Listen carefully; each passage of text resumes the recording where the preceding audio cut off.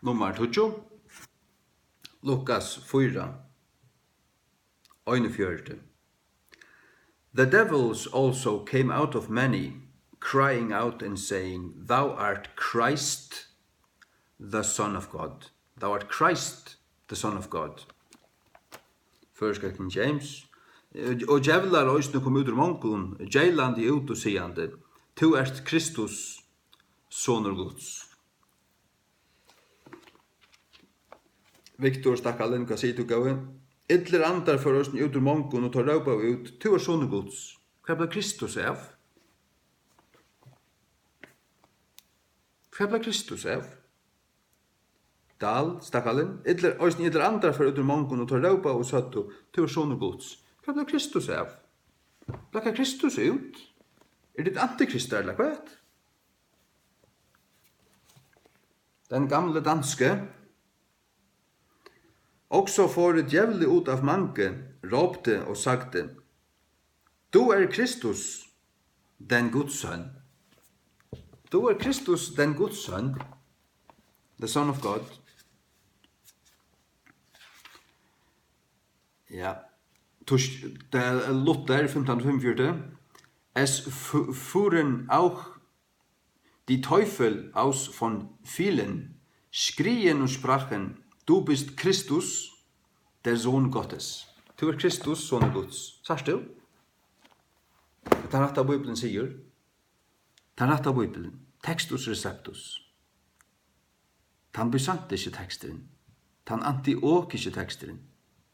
Det stender at Paulus og Silas var 2 år i Antiokia og lærte vel av folk her.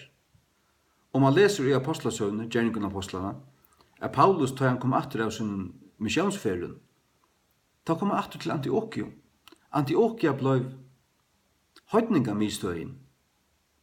Lukas som Jerusalem var mistøyen for de jødakristne, så ble Antiokia høytninga mistøyen.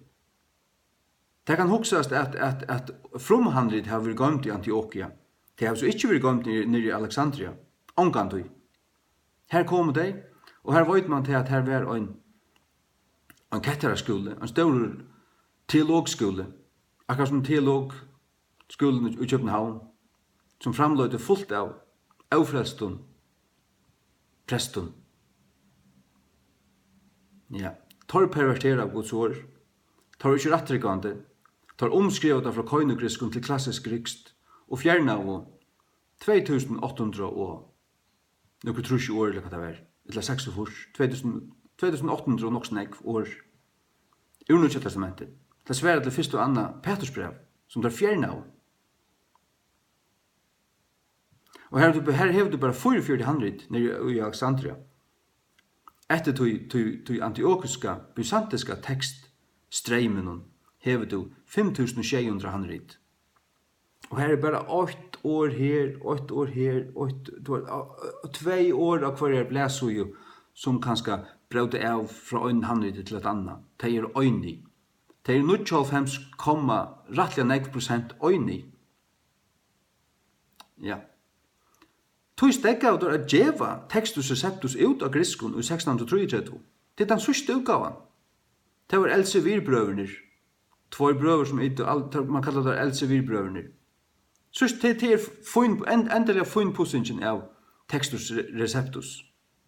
Så hender ikke innenfor bibeltøying for en 1801. Tøy 2 frelster, Church of England, kleskar kommer fram og fiska gnostiska teksten opp.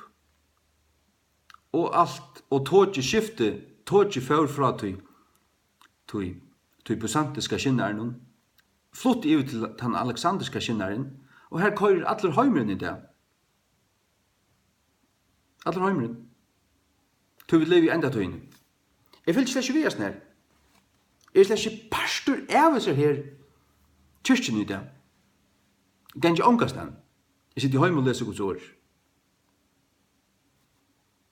Og lustig etter utvalgt om taleren av netten, tar vi bei baptister og pinsar for det meste, som lustig etter.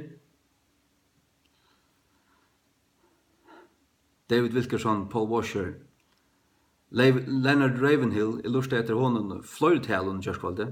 Det mæter meg vel, rattelig vel. Og så leser jeg annars selv. Kjenner Guds ord. Ja. Og skulle jeg ikke nekkestan, ja, så kunne du komme her, så kan jeg halte husmøte for deg. Til velkommen her, vet jeg meg. Jeg flytter nyan her.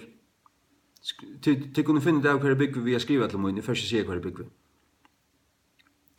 Men ganga møte her som folk brukar perversioner og så nei takk, det er ikke for meg. Så det er det.